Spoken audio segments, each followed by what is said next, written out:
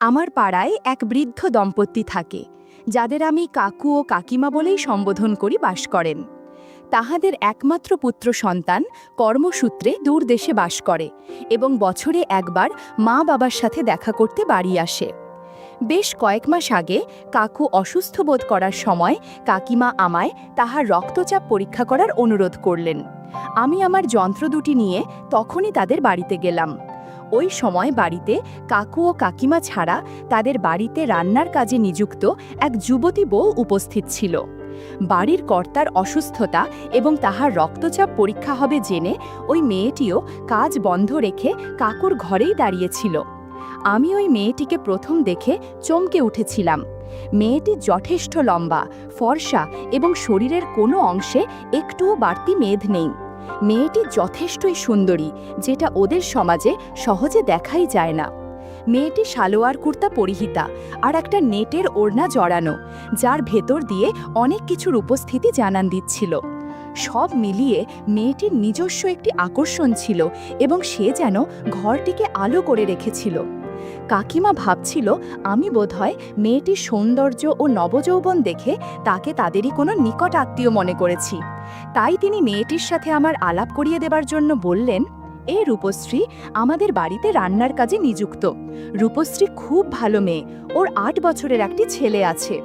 রূপশ্রী আমায় 2 হাত তুলে নমস্কার জানিয়ে মিষ্টি সুরে বলল, দাদা ভালো আছেন তো? আমিও তার অভিবাদনের জবাব দিয়ে বললাম, হ্যাঁ গো, ভালো আছি, তুমি ভালো আছো তো? আমি ভেবেছিলাম রূপশ্রীর বয়স মেরে কেটে 20 থেকে 22 বছর হবে এবং হয়তো 1 বা 2 বছর আগে তার বিয়ে হয়ে থাকবে। কিন্তু যখন সে 8 বছরের সন্তানের জননী, তার অর্থ অন্তত 10 বছর আগে তার বিয়ে হয়ে থাকবে এবং বর্তমানে তার অন্তত 30 বছর বয়স হবে। অথচ এখনও রূপশ্রীকে দেখে 20 বছরের নবযৌবনের মতোই রেখেছে। সারা দিন ধরে ঘরের কাজ এবং বাচ্চা সামলানোর সাথে বাড়ি বাড়ি রান্নার কাজের পরিশ্রমের মাধ্যমে সে নিজেকে কি সুন্দরভাবে ধরে রাখতে পেরেছে। কাকুর রক্তচাপ পরীক্ষা করার সময় আমার দৃষ্টি যন্ত্রের দিকে থাকলেও মনটা কিন্তু রূপশ্রীর মিষ্টি মুখেই আটকে ছিল। যাই হোক, পরীক্ষা করে কাকুর রক্তচাপ মোটামুটি স্বাভাবিকই দেখলাম এবং কাকিমাকে সে কথা জানিয়ে দিলাম। আমি সবেমাত্র রক্তচাপ মাপার যন্ত্রটি তুলে রাখতে যাচ্ছি, তখনই আমার কানে রূপশ্রীর কথা আসলো। রূপশ্রী আমায় বলল, দাদা আপনাকে একটা অনুরোধ করব, আপনি কি আমার রক্তচাপ একটু পরীক্ষা করে দেখবেন? আমার রক্তচাপ প্রায়শই ওঠানামা করে, তাই ডাক্তারবাবু আমায় অন্তত একদিন অন্তর পরীক্ষা করিয়ে নেবার পরামর্শ দিয়েছেন, কিন্তু আমার পক্ষে কাজের চাপে সেটা সম্ভব হচ্ছে না। রক্তচাপ পরীক্ষা করার সুবাদে রূপশ্রীকে স্পর্শ করার সুযোগ পাব ভেবেই আমার মনে অদ্ভুত আনন্দ হচ্ছিল। আমি রূপশ্রীকে বললাম, হ্যাঁ কেন করব না, এসো তুমি আমার পাশে বসো, আমি এখনই দেখে নিচ্ছি। রূপশ্রী আমার পাশে বসে ফিস ফিস করে বলল, কি দেখবেন, আমার আর কি দেখতে চান? রূপশ্রীর কথা শুনে আমি চমকে উঠলাম। ততক্ষণে কাকু ও কাকিমা দুজনেই পাশের ঘরে চলে গেছেন। আমি রূপশ্রীর দিকে তাকালাম, তার চোখে আমার প্রতি একটা অদ্ভুত আকর্ষণ দেখতে পেলাম। রূপশ্রী আমার সামনে তার একটা হাত এগিয়ে দিল এবং আমায় তার কুর্তার হাতা গুটিয়ে দিতে অনুরোধ করল। রূপশ্রী বিশেষভাবে বেঁকে বসল, যার ফলে হাতা গোটানোর বা বাঁ হাতে রক্তচাপ মাপার যন্ত্রের বন্ধন পরানোর সময় আমার হাতে বেশ কয়েকবার স্পর্শ করল। আমি আবার রূপশ্রীর মুখের দিকে তাকালাম। মুখে সেই দুষ্টুমি মাখানো মুচকি হাসি এবং চোখে আকর্ষণ এবং সমর্পণের ভাব। সে আবার মুচকি হাসি দিয়ে আমায় ফিস ফিস করে জিজ্ঞেস করল, হাত দিতে কেমন লাগলো, ভালো লেগেছে, জিনিসটা পছন্দ হয়েছে? আমিও মুচকি হেসে বললাম, খুব ভালো লেগেছে, এটা খুবই সুন্দর। এই বলে আমি স্টেথোস্কোপটা কানে লাগিয়ে পর্যবেক্ষণ করতে লাগলাম।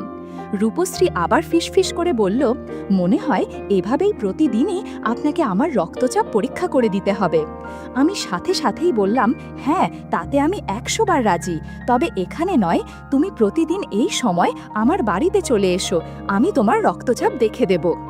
আমি প্রতিদিন ওই সময়ই রূপশ্রীকে আসতে বলেছিলাম, কারণ ওই সময় আমার স্ত্রী শিক্ষকতা করার জন্য বাড়িতে থাকে না এবং আমি একলাই থাকি। আমি রূপশ্রীর রক্তচাপ পরীক্ষা করে দেখলাম মোটামুটি ঠিকই ছিল। রূপশ্রীকে সে কথা জানিয়ে দিতে সে মুচকি হাসির সাথে আসছি, আগামীকাল আপনারই বাড়িতে আবার দেখা হবে বলে রান্নার কাজ করতে চলে গেল। পরের দিন রূপশ্রী ঠিক সময়ে আমার বাড়িতে আসলো। আমি বাড়িতে একাই ছিলাম, তাই সাথে সাথেই তাকে আমার ঘরে ঢুকিয়ে নিয়ে সদর দরজা বন্ধ করে দিলাম। সেদিন রূপশ্রীকে ভীষণ সুন্দর দেখাচ্ছিল। খোলা ঘন কালো চুল, চোখের কোলে খুবই সরু কাজলের লাইন, পরনে ছিল লেগিংস আর কুর্তি আর একটা ওড়না। তার ফর্সা হাত ও পায়ের আঙুলের নখগুলি সুন্দরভাবে ট্রিম করা এবং খয়েরি নেলপালিশ লাগানো। আমি রক্তচাপ মাপার যন্ত্রটি খুলে ওর হাতে বাঁধছিলাম আর পরীক্ষা করছিলাম। রূপশ্রী মুচকি হেসে বলল, দাদা, ওইভাবে চাপ দিলে তো আমার রক্তচাপ আরও বেড়ে যাবে। আমিও মুচকি হেসে বললাম, সমস্যা নেই, আমি ঠিক করে দিব। রূপশ্রী আমার কথার জবাবে মুচকি হেসে বলল, হ্যাঁ, সেটা আমি টের পাচ্ছি। আমি দেখলাম রূপশ্রীর রক্তচাপ ঠিকই আছে। গতকালও তো রক্তচাপ ঠিকই ছিল। আমি তাকে এই কথা জানাতে সে হেসে বলল, ঠিক আছে দাদা, আমি আগামীকাল আবার এই সময় রক্তচাপ পরীক্ষা করাতে আসব।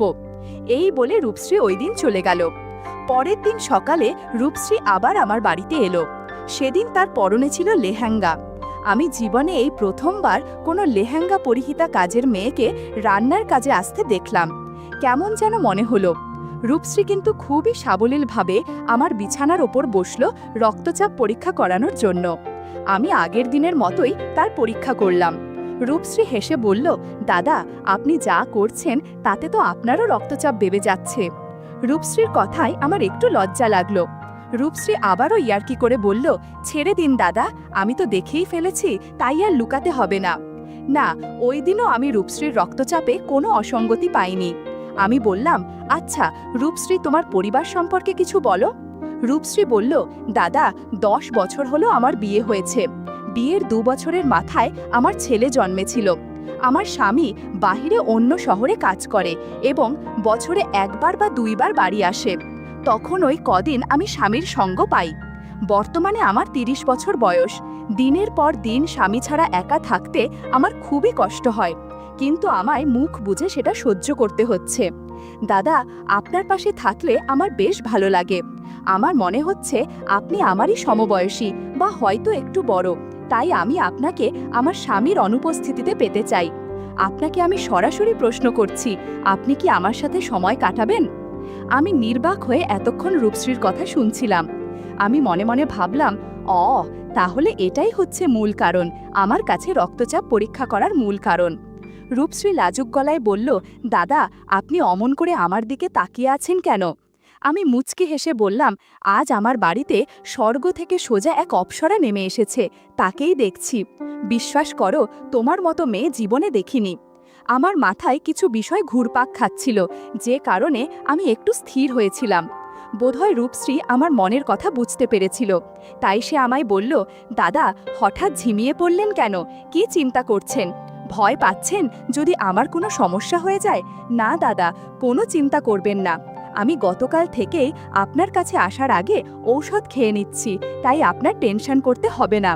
আপনি নিশ্চিন্ত মনে পর্যবেক্ষণ করো। বন্ধুরা, তোমরা নিশ্চয়ই বুঝতে পেরেছ আমি কি বোঝাচ্ছি। ইউটিউবের কড়া নিয়মের কারণে এসব ঘটনা সরাসরি বলা যাচ্ছে না। তোমরা কমেন্টে দেয়া লিংক থেকে আমার ওয়েবসাইট ভিজিট করো, সেখানে একদম খোলামেলা গল্প দেয়া আছে। প্রায় 20 মিনিট ধরে রূপশ্রীকে পর্যবেক্ষণ করেছি। আমি সে কথা জানাতেই রূপশ্রী বলল, হ্যাঁ দাদা, আপনি অনেক পরিশ্রম করেছেন, আজকের মতো এ পর্যন্তই থাক। রূপশ্রী বলল, ঠিক আছে দাদা, তাহলে এবার আমি আসি, আগামীকাল আবার এই সময় আসব। পরের দিন রূপশ্রী ঠিক সময়ে আমার বাড়িতে এলো। আজ রূপশ্রী শাড়ি পরে এসেছে এবং এই পোশাকেও তাকে ভীষণ সুন্দর লাগছে। রূপশ্রী মুচকি হেসে বলল, দাদা, ভালো আছেন তো? রাতে ঘুমিয়েছিলেন তো, নাকি আমার কথা ভেবে জেগেই রাত কাটিয়ে দিয়েছিলেন? আমি শুধু হ্যাঁ আর হুম বলে উত্তর দিলাম। আগের দিনের মতোই আমি ওর পর্যবেক্ষণ করতে লাগলাম। বাড়িতে আমার স্ত্রী না থাকায় বেশ সুবিধা হচ্ছিল। এদিকে রূপশ্রীও সময় কাটানোর জন্য আমার মতো একজন ডাক্তার পেয়েছে, যে তার স্বামীর উপস্থিতি বুঝতে দেয় না। দিনের পর দিন এভাবেই চলতে থাকে পর্যবেক্ষণের কাজ। বন্ধুরা, ইউটিউবের গল্পগুলো শুনে মজা না পেলে আমার ওয়েবসাইটে দেয়া গল্পগুলো শুনতে পারো। সেখানে প্রতিদিন খোলামেলা গল্প আপলোড করা হয়। কমেন্টে ওয়েবসাইটের লিংক দেয়া আছে।